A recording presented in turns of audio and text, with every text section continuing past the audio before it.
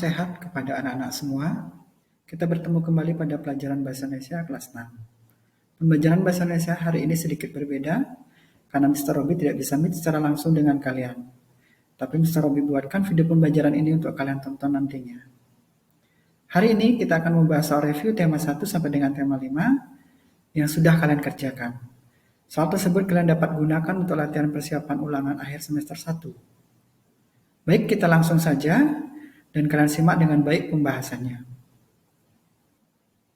Kita masuk ke materi yang kita bahas hari ini, yaitu pembahasan soal review materi tema 1 sampai dengan tema 5. Sebelum kita masuk ke pembahasan soal satu persatu, selebih mau tampilkan dulu materi-materi apa saja yang kita sudah pelajari dari tema 1 sampai dengan tema 5. Jadi ada ide pokok yang telah kita pelajari, kemudian mencari informasi dari sebuah bacaan, menyimpulkan sebuah bacaan, kemudian laporan pengamatan, peta pikiran, kalimat efektif, kata baku, teks eksplanasi, formulir pendaftaran, formulir pengiriman barang, LJK, dan daftar riwayat hidup.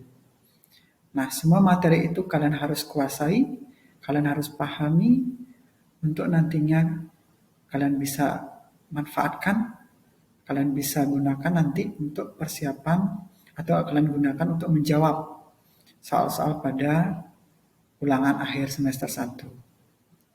Baik, Robi akan langsung bahas soal-soal yang sudah kalian kerjakan.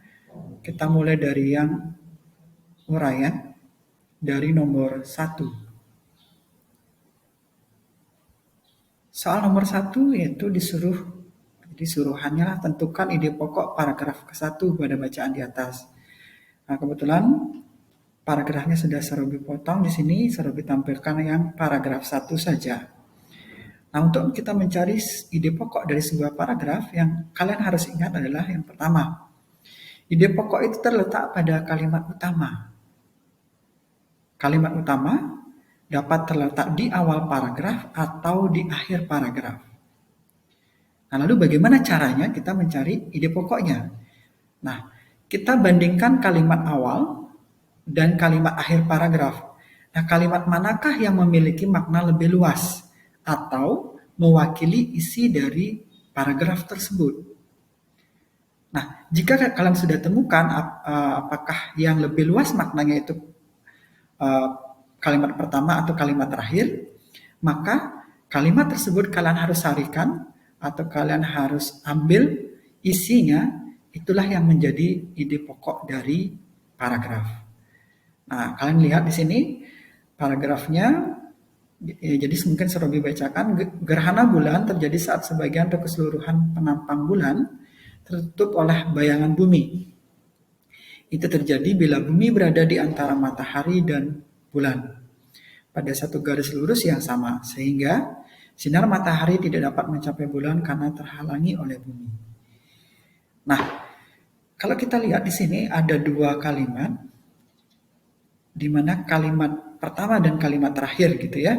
Nah, yang manakah yang memiliki makna lebih luas? Nah, tentu saja kalimat yang memiliki makna lebih luas itu adalah kalimat yang pertama, yaitu gerhana bulan terjadi saat sebagian atau keseluruhan penampang bulan tertutup oleh bayangan bumi. Jadi, paragraf ini menjelaskan tentang terjadinya gerhana bulan. Sehingga jawabannya, ide pokok dari paragraf pertama adalah penyebab terjadinya gerhana bulan. Nah, kita lanjutkan ke soal nomor 2. Carilah sebuah informasi penting pada paragraf ketiga. Sama seperti soal nomor 1 tadi, Robi sudah potong teks bacaannya, Robi tampilkan yang paragraf ketiga saja. Nah, mungkin kita baca dulu paragraf ini. Ketika bayangan bumi menutupi sebagian atau seluruh penampang bulan, maka daripada itu akan terjadi gerhana bulan. Terutama ketika bumi menempati posisi di antara matahari dan bulan, dan berada pada satu garis lurus yang sama, yang kemudian membuat sinar matahari tidak dapat mencapai bulan karena dihalangi oleh posisi bumi saat itu. Nah, untuk mencari informasi dari sebuah paragraf, Yang kita lakukan adalah yang membaca teksnya seperti tadi yang kita lakukan. Kemudian kita cari ide pokoknya, kemudian kita susun informasi itu dengan menggunakan kalimat sendiri. Nah, sebenarnya dari paragraf ini kita bisa dapatkan beberapa informasi, tidak hanya satu. Nah, jadi Robi tampilkan di sini contoh jawabannya itu satu saja. Ya, jadi jawabannya gerhana bulan terjadi ketika bayangan bumi menutupi sebagian atau seluruh permukaan bulan. Itu salah satu contoh jawaban atau informasi yang bisa kita ambil dari paragraf ketiga ini. Itu. Oke, kita lanjut ke soal nomor 3. Soal nomor 3, perhatikan paragraf kedua. Carilah dua kata tidak baku pada paragraf tersebut, kemudian buatlah kata baku dari kata tersebut. Nah, jadi mungkin kita baca dulu paragraf keduanya. Sebenarnya pada peristiwa gerhana bulan, seringkali bulan masih dapat terlihat. Ini dikarenakan masih adanya sinar matahari yang dibelokkan ke arah bulan oleh atmosfer bumi. Dan kebanyakan sinar yang dibelokkan ini memiliki spektrum cahaya merah.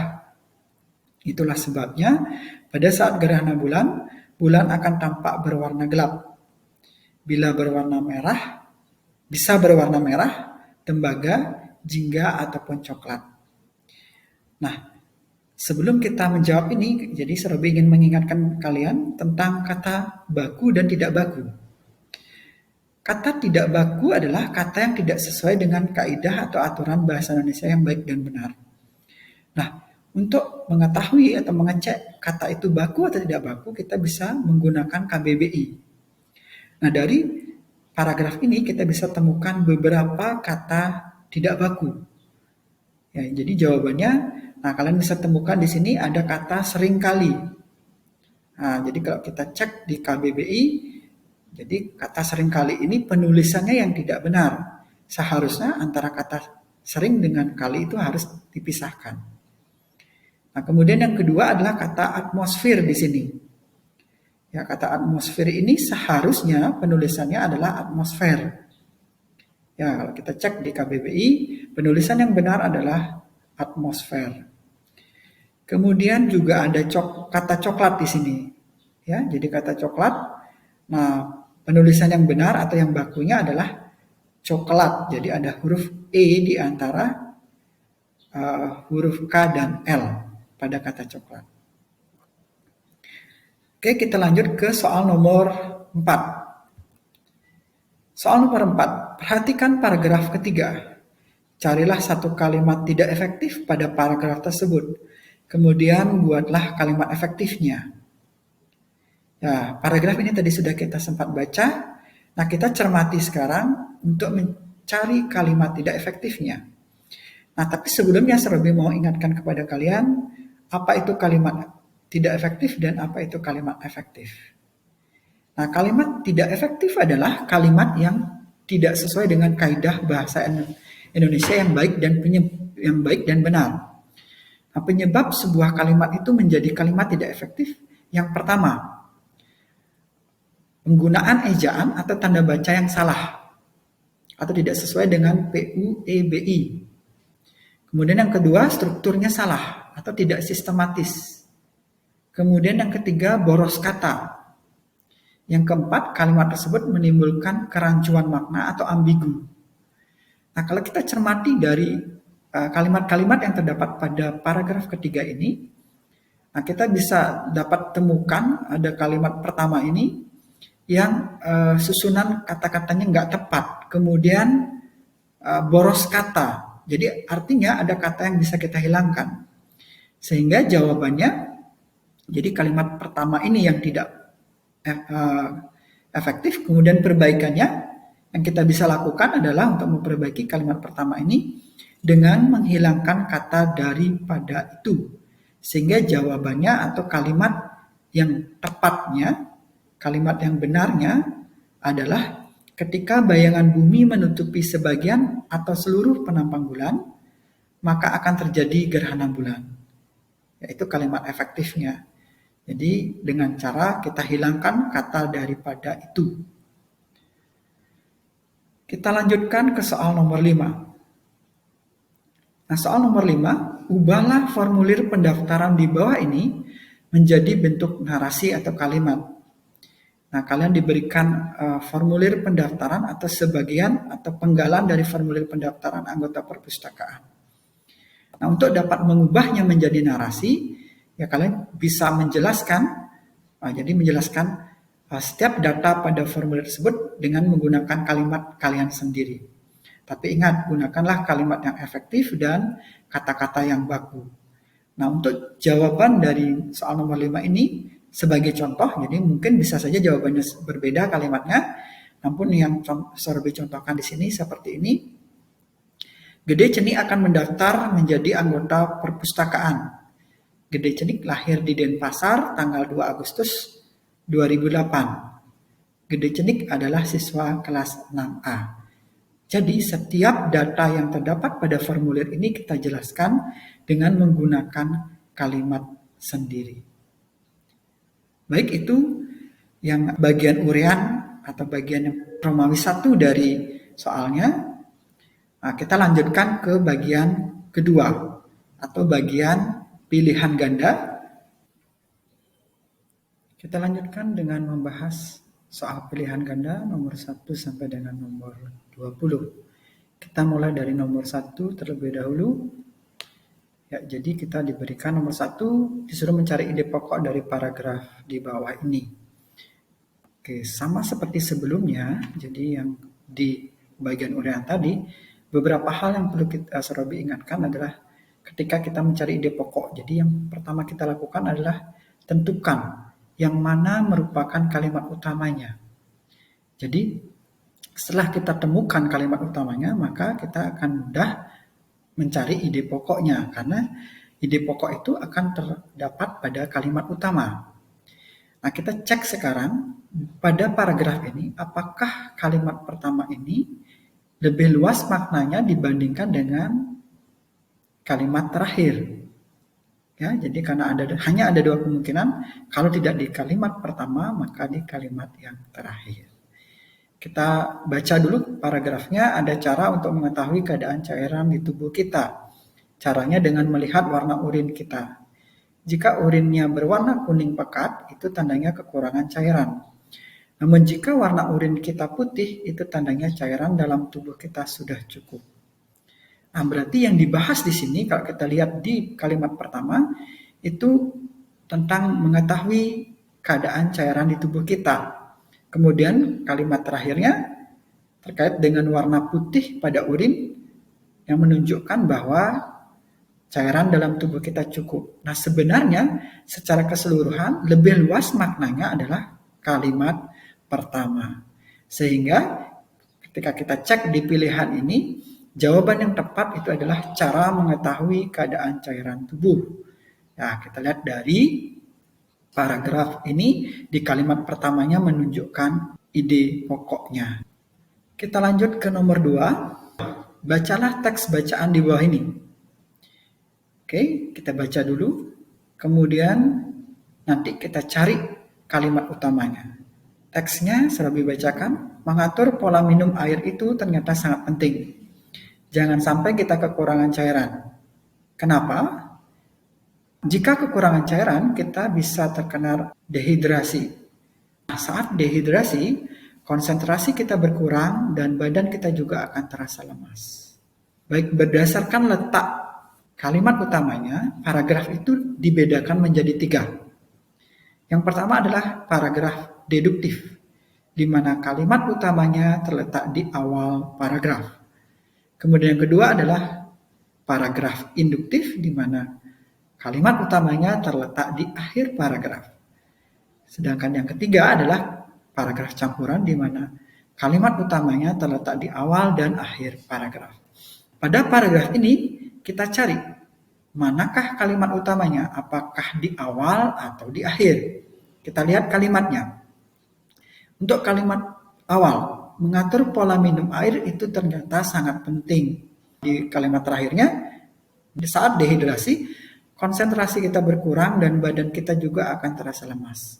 Nah, kira-kira ini yang mana merupakan kalimat yang memiliki makna lebih luas pada paragraf ini. Jadi yang lebih luas itu adalah kalimat pertama, karena semuanya kalimat-kalimat berikutnya itu menjelaskan tentang pengaturan pola minum air ya, dan akibatnya jika kita kekurangan minum air. Sehingga karena di awal paragraf letak kalimat utamanya, maka jenis paragrafnya adalah paragraf deduktif. Kita lanjut ke soal nomor 3. Bacalah teks bacaan di bawah ini. Kesimpulan paragraf di bawah ini adalah untuk menyimpulkan sebuah bacaan, yang kita harus lakukan yang pertama adalah membaca teksnya dengan seksama. Kemudian cari ide pokok dari paragraf tersebut, kemudian kita gabungkan atau kita rangkai menjadi sebuah kesimpulan dengan menggunakan kalimat sendiri.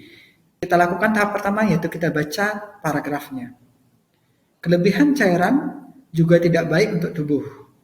Hal ini terutama saat melakukan olahraga berat. Ternyata kelebihan minum air saat olahraga itu bisa menyebabkan kekurangan natrium, yang bisa menyebabkan otak bengkak. Selain itu, kelebihan minum air saat olahraga berat dapat membuat seseorang tiba-tiba menjadi kejang-kejang, kesadaran menurun, dan gejala mual. Dari teks atau paragraf ini, yang dibahas adalah tentang kelebihan cairan tubuh. Kita cek ya, jadi jawaban yang benar itu berarti tentang kelebihan cairan tubuh gitu ya. Kita cek pilihannya, kenapa kok jawabannya yang ini, kenapa tidak yang lainnya. Kalau yang ini, kekurangan cairan tidak baik untuk tubuh, di sini tidak dibahas tentang kekurangan cairan, justru yang dibahas adalah tentang kelebihan cairan tubuh. Kemudian kenapa tidak jawabannya kita dapat kekurangan cairan tubuh saat berolahraga? Ya, di sini juga kita tidak membahas atau tidak dibahas di paragraf ini tentang kekurangan cairan tubuh, tapi tentang kelebihan cairan tubuh. Sedangkan yang pilihan terakhir, jika terjadi kejang-kejang, kesadaran menurun, serta gejala mual, haruslah pergi ke dokter. Nah, pilihan ini tidak ada dibahas di sini. Memang ada membahas tentang kejang-kejang, namun dibawa ke dokter itu tidak ada dibahas. Sehingga kita pastikan jawaban nomor 3 ini adalah yang ini. Ya. Kita lanjut ke yang nomor 4. Bacalah teks bacaan di bawah ini. Informasi yang terdapat pada paragraf di bawah ini adalah yang mencari informasi sama seperti yang sudah Serobi jelaskan pada bagian soal uraian tadi. Kita baca dulu teks bacaannya. Berdasarkan bahan yang dikandung, minuman dapat dikelompokkan menjadi minuman berbahan soda dan berbahan alkohol. Minuman berbahan soda biasanya dapat menimbulkan efek menyegarkan, namun dapat menimbulkan rasa tidak enak di lambung atau kembung. Minuman alkohol merupakan minuman yang mengandung alkohol di dalamnya. Selain dilarang agama, minuman berbahan alkohol ini juga dapat menimbulkan berbagai macam penyakit pada tubuh kita, seperti penyakit liver dan kanker.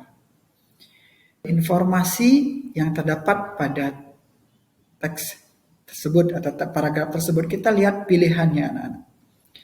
Pilihan pertama, minuman alkohol menimbulkan rasa segar. Tidak sesuai dengan bacaan. Yang menimbulkan rasa segar dijelaskan di situ adalah soda. Berarti itu bukan jawabannya. Kita lihat pilihan yang kedua, minuman berbahan soda lebih baik daripada alkohol. Iya mungkin.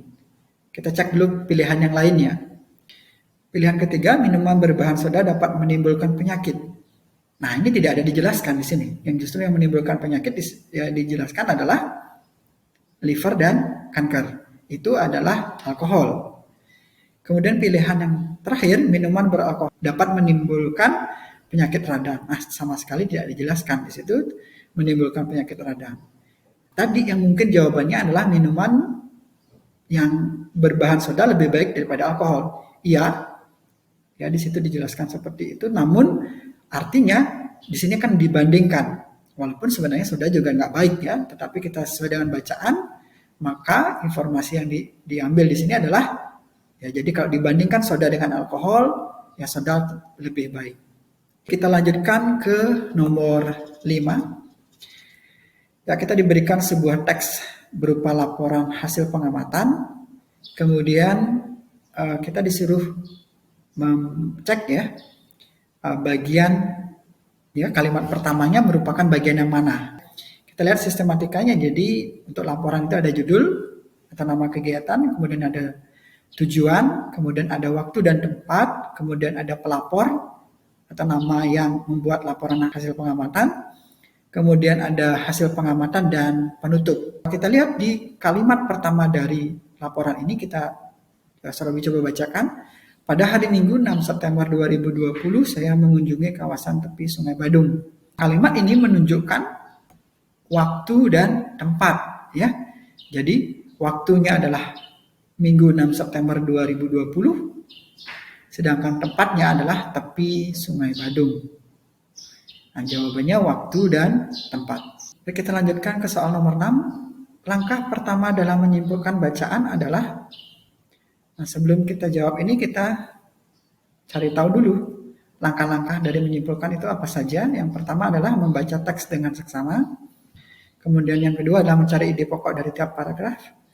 Yang ketiga adalah merangkai atau menggabungkan ide pokok itu menggunakan kalimat sendiri menjadi sebuah kesimpulan.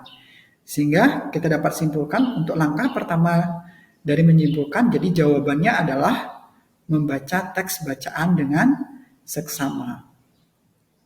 Kita lanjutkan ke nomor 7. Laporan hasil pengamatan yang dibuat harus lengkap. Oke, ada beberapa hal yang harus diperhatikan ketika kita membuat sebuah laporan hasil pengamatan. Yang pertama adalah ringkas. Jadi laporan itu harus dibuat inti-intinya saja. Jadi tidak boleh penjelasannya bertele-tele. Kemudian yang kedua lengkap. Lengkap artinya laporan itu dapat dilengkapi dengan sumber kepustakaan atau kita bisa carikan informasi tambahan atau informasi-informasi pendukung dari buku atau internet misalnya. Kemudian yang ketiga harus logis. Jadi alasan-alasan yang terdapat dalam laporan tersebut harus masuk akal. Yang terakhir harus sistematis. Artinya susunan dari bagian-bagian dari laporan hasil pengamatan itu harus disusun secara berurutan dan masing-masing bagian itu harus saling berhubungan.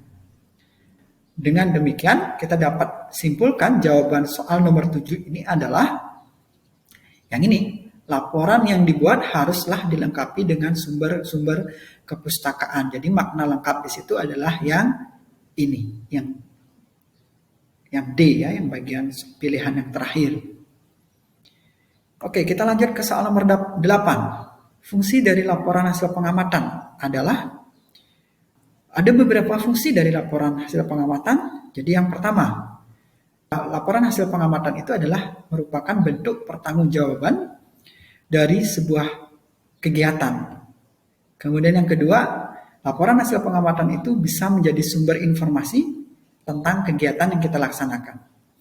Yang ketiga, jadi laporan itu merupakan dokumentasi kegiatan yang bisa juga menjadi sumber ilmu pengetahuan bagi orang lain. Dengan demikian, jawaban soal nomor 8 ini adalah menginformasikan hasil kegiatan. Kita lanjut ke nomor 9. Kesimpulan dapat dibuat dalam bentuk, Sorobi ingatkan, kesimpulan itu dapat berupa uraian atau paragraf, itu yang pertama. Kemudian yang kedua adalah berupa bagan atau skema. Yang kita banyak pelajari adalah berupa uraian atau paragraf. Tetapi sebenarnya kita bisa juga membuat kesimpulan itu dalam bentuk skema atau bagan. Nah, sehingga soal nomor 9 ini jawabannya yang benar adalah bagan. Karena pilihan yang lain tidak merupakan bentuk dari laporan. Kemudian kita lanjut ke nomor 10. Teknik menyimpulkan bacaan dengan membandingkan dua hal disebut dengan teknik. Ya, kita lihat. Jadi ada dua teknik menyimpulkan bacaan. Yang pertama adalah teknik generalisasi. Yaitu membuat kesimpulan dengan atau dari pernyataan khusus ke pernyataan umum. Jadi menarik kesimpulan itu dari pernyataan atau kalimat yang bersifat khusus beberapa, kemudian kita buatkan kalimat yang bersifat umum. Kemudian teknik yang kedua adalah teknik analogi, yaitu membandingkan dua hal yang berbeda. Kita cari persamaannya dan perbedaan dari dua hal tersebut.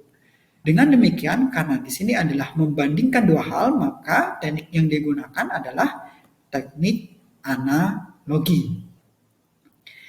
Selanjutnya lanjutkan, kita ke nomor 11. Bacalah paragraf di bawah ini.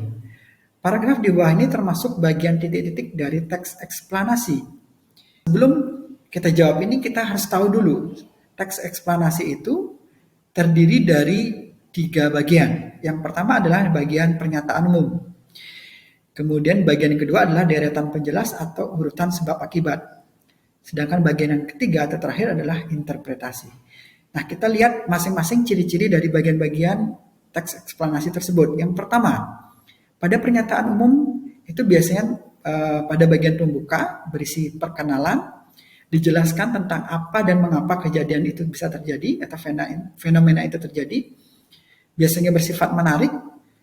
Terus ciri khasnya adalah di sana biasanya ada kalimat yang menunjukkan definisi atau pengertian dari fenomena tersebut. Sedangkan di bagian yang deretan penjelas atau urutan sebab akibat, di situ merupakan bagian penjelasan yang detail. Atau di sana ada urutan peristiwa atau kejadian itu terjadi. Kemudian ada peristiwa itu dijelaskan ada kaitan hubungan sebab akibat. Kemudian bagian ketiga di interpretasi itu adalah kesimpulan berupa pendapat dari si penulis atau kesimpulan dari penjelasan-penjelasan yang sudah dia jelaskan di paragraf-paragraf sebelumnya. Kita cek atau kita baca dulu paragraf ini. Banjir adalah peristiwa yang terjadi ketika aliran air yang berlebihan merendam daratan. Dalam arti air mengalir. Kata ini juga dapat berarti masuknya pasang laut. Banjir diakibatkan oleh volume air di suatu badan air, seperti sungai atau danau yang meluap atau melimpah dari bendungan sehingga air keluar dari sungai itu. Kalau kita lihat dari ciri-cirinya, nah di sini ada kalimat yang menunjukkan sebuah pengertian. Definisi dari banjir. Maka kita bisa simpulkan paragraf ini termasuk bagian pernyataan umum. Baik, kita lanjutkan ke soal nomor 12. Berikut ini hal-hal yang terdapat pada bagian pernyataan umum pada teks eksplanasi, kecuali. Nah, tadi sudah saya jelaskan bagian-bagian dari teks eksplanasi beserta dengan ciri-cirinya. Nah, kalau kita lihat sekarang di soal ini kan diminta pada bagian pernyataan umum, kita cek pilihan-pilihannya. Kita lihat dari yang bagian bawah sini, penjelasan singkat mengenai fenomena. Nah, ini merupakan bagian dari pernyataan umum ya, karena ada penjelasan singkat, bukan penjelasan yang detail. Berarti ini bukan jawabannya. Kita cek yang berikutnya, pengertian atau definisi istilah yang tadi sudah pengertian itu masuk di pernyataan umum, berarti ini tidak jawabannya. Kemudian penjelasan dari fenomena yang dibuat menarik sehingga pembaca tertarik membaca paragraf berikutnya. Nah, kita bisa simpulkan hal ini menunjukkan bagian pembuka karena dia akan membaca bagian berikutnya sehingga ini bukan jawabannya. Karena ini ciri-ciri dari pernyataan umum. Sehingga yang bukan itu adalah yang penjelasan tentang suatu fenomena sesuai urutan waktu. Nah, yang ini merupakan ciri dari bagian deretan penjelas atau urutan sebab akibat. Kita lanjut ke nomor 13. Kaidah kebahasaan yang terdapat pada teks eksplanasi. Nah, kita lihat kaidah kebahasaan apa saja yang pada teks eksplanasi tersebut. Yang pertama adalah harus bersifat ilmiah. Yang kedua, terkait dengan ilmu pengetahuan. Yang ketiga, bersifat informatif atau mengandung informasi. Yang keempat, digunakan untuk justifikasi. Artinya meyakinkan pembaca bahwa informasi yang disampaikan itu benar. Kalau kita lihat dari pilihannya, maka kita bisa pastikan jawabannya adalah yang ini, bersifat informatif. Kita lanjutkan ke nomor 14. Suasana di sekolah mulai amat sangat ramai. Kata yang dapat dihilangkan pada kalimat di atas agar menjadi kalimat efektif, yaitu, Serobi ingatkan, jadi kalimat efektif itu salah satu cirinya adalah tidak boleh boros kata. Kalau kita lihat di kalimat ini, nah kalimat ini terasa janggal, nggak tepat begitu ya. Nah kalau kita hilangkan salah satu bagian kata di dalam kalimat ini ketika kita hilangkan kemudian makna kalimatnya tidak berubah, maka itulah kata yang kita harus hilangkan atau itu yang kita harus lakukan untuk mengubahnya menjadi kalimat yang efektif. Di sini kita bisa hilangkan kata amat ya. Jadi agar dia menjadi kalimat efektif berarti menjadi suasana di sekolah mulai sangat ramai. Kata amat dan sangat sini bermakna sama sehingga bisa dihilangkan salah satunya. Baik, kita lanjut ke nomor 15. Seluruh peserta-peserta dikenakan peraturan yang sama. Kalimat di atas tidak efektif karena selalu diingatkan kembali syarat dari kalimat efektif itu juga tidak boleh boros kata ya, tadi sudah dijelaskan.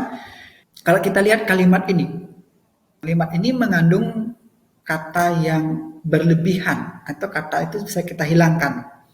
Atau boros kata, ya jawabannya boros kata. Kata yang mana menyebabkan dia boros? Di sini kata seluruh dengan peserta-peserta itu maknanya sama, artinya banyak, sehingga kita bisa hilangkan salah satunya. Jadi misal kita hilangkan kata seluruh, jadi peserta-peserta dikenakan peraturan yang sama, atau kita bisa hilangkan salah satu kata peserta. Jadi kalimatnya menjadi seluruh peserta dikenakan peraturan yang sama. Kita lanjut ke nomor 16. Adik main HP setiap hari. Kalimat di atas menggunakan kata tidak baku karena jadi kata tidak baku itu disebabkan oleh yang pertama, terpengaruh bahasa daerah. Yang kedua, terpengaruh bahasa asing. Yang ketiga, memakai imbuhan eksplisit. Yang keempat, menimbulkan kerancuan. Yang kelima, sesuai konteks. Kita lihat di kalimat ini, adik main HP setiap hari. Nah, kalimat ini sebenarnya kata kerjanya itu berimbuhan, tetapi tidak dimunculkan. Seharusnya kalimat ini agar menjadi efektif atau baku adalah adik bermain HP setiap hari. Jadi, penyebab kalimat ini atau kata ini tidak baku di sini adalah karena menggunakan atau memakai imbuhan eksplisit. Kita lanjutkan ke soal nomor 17. Pada formulir pendaftaran, bagian kepala biasanya tidak berisi. Sebelum kita jawab, kita harus tahu dulu formulir tersebut sebenarnya terdiri dari berapa bagian. Ya, jadi formulir itu terdiri dari 3 bagian. Itu harus diingat. Yang pertama adalah bagian kepala. Di bagian kepala itu terdapat nama, alamat, nomor telepon lembaga. Atau biasanya juga bisa ditambahkan dengan alamat website ataupun alamat email. Kemudian bagian yang kedua itu bagian tubuh, di mana bagian tubuh ini adalah bagian yang merupakan daftar isian atau bagian yang harus diisi oleh pengisi formulir. Ya, jadi diisi dengan biodata pribadi dari orang yang mengisi formulir. Kemudian bagian yang ketiga adalah bagian ekor.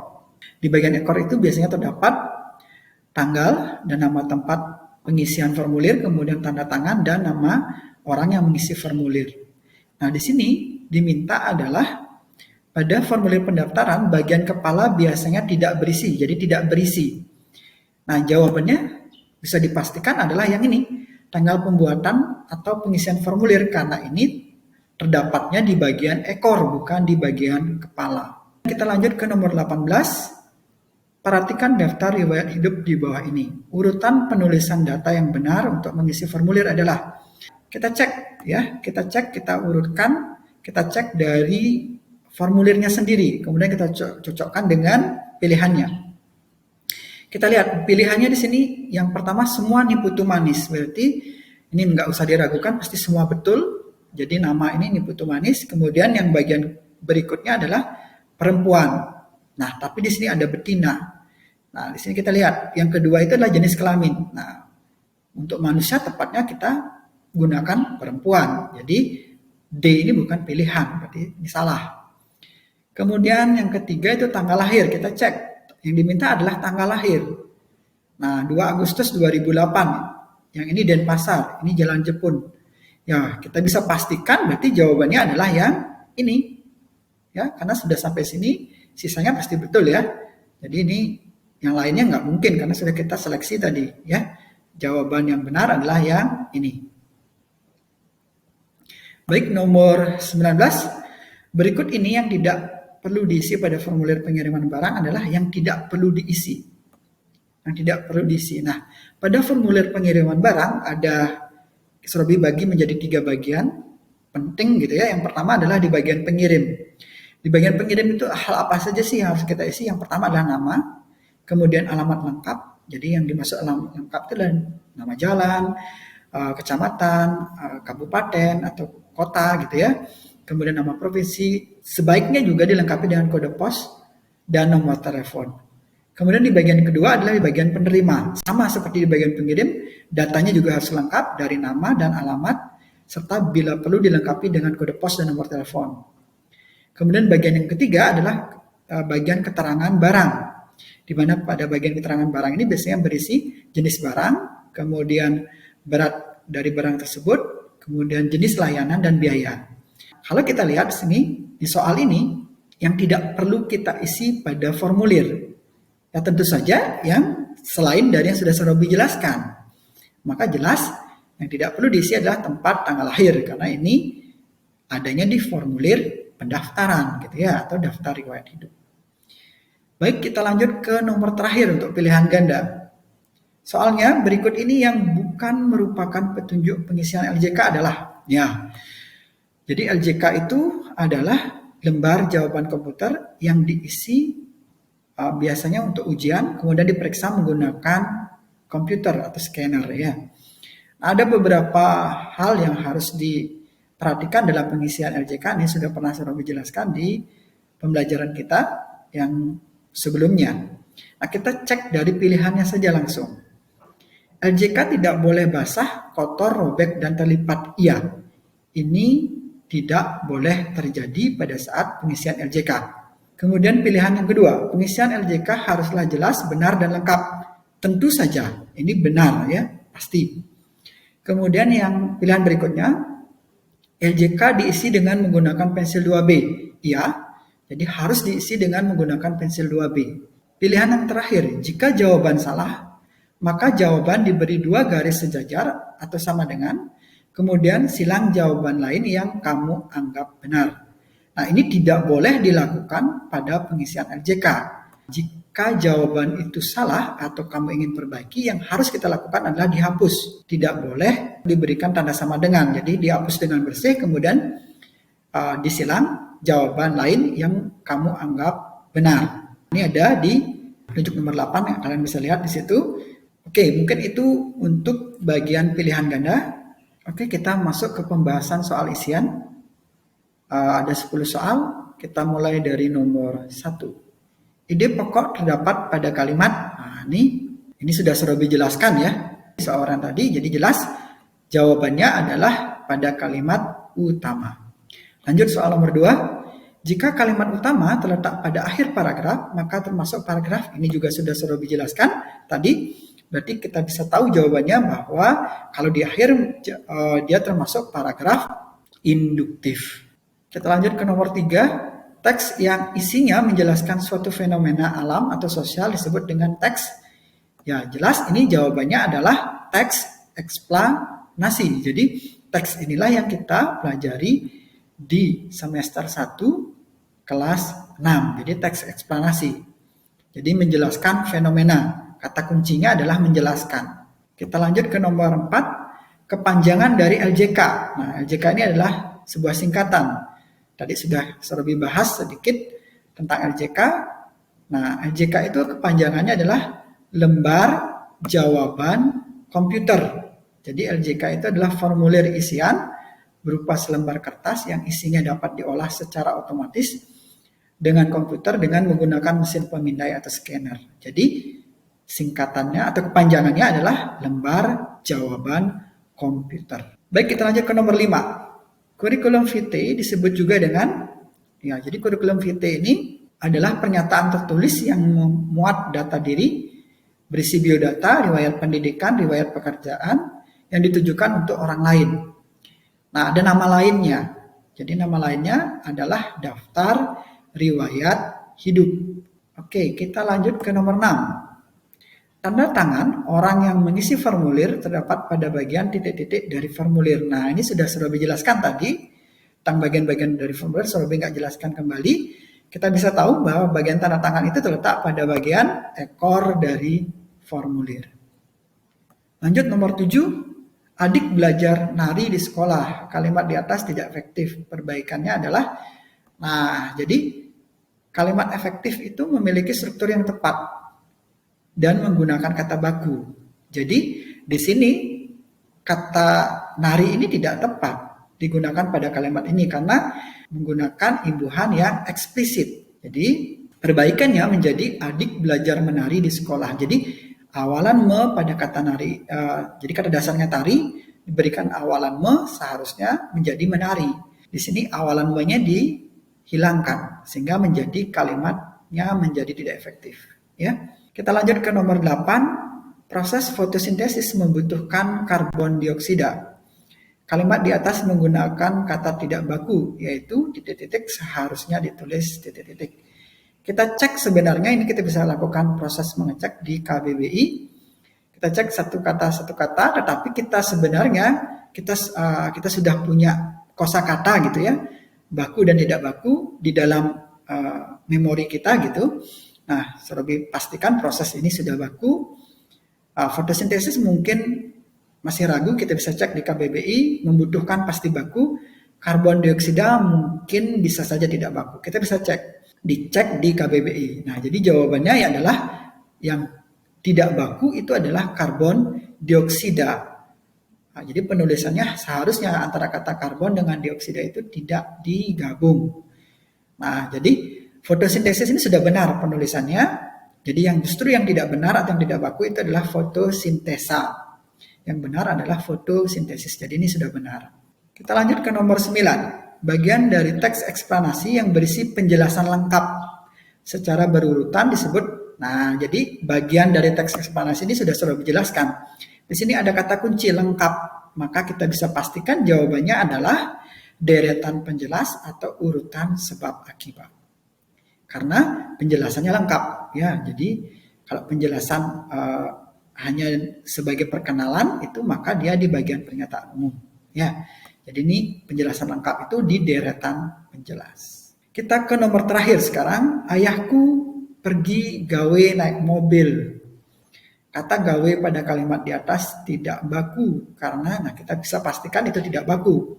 Tapi penyebabnya kenapa itu tidak baku? Ya, nah kata gawe ini berasal atau dipengaruhi oleh bahasa Sunda atau Jawa. Di mana kata gawe itu berarti bekerja. Penyebabnya dia tidak baku karena dipengaruhi oleh bahasa daerah. Ya, kita sudah sampai ke nomor 10 untuk soal isian. Berarti kita sudah bahas semua soal review tema 1 sampai dengan tema 5. Demikianlah video pembelajaran ini. Belajar dengan baik, pelajari materi tema 1 sampai dengan tema 5. Simak dengan baik soal review yang sudah kalian kerjakan dan video pembahasan ini. Materi-materi itu merupakan materi yang menjadi bahan ulangan umum semester 1 nanti. Sebelum Mr. Robi akhiri video ini, Mr. Robi ingin selalu berpesan kepada kalian, jaga kesehatan kalian, tetap laksanakan protokol kesehatan dengan melakukan 3M. Memakai masker, mencuci tangan, dan menjaga jarak. Salam sehat selalu, sampai jumpa.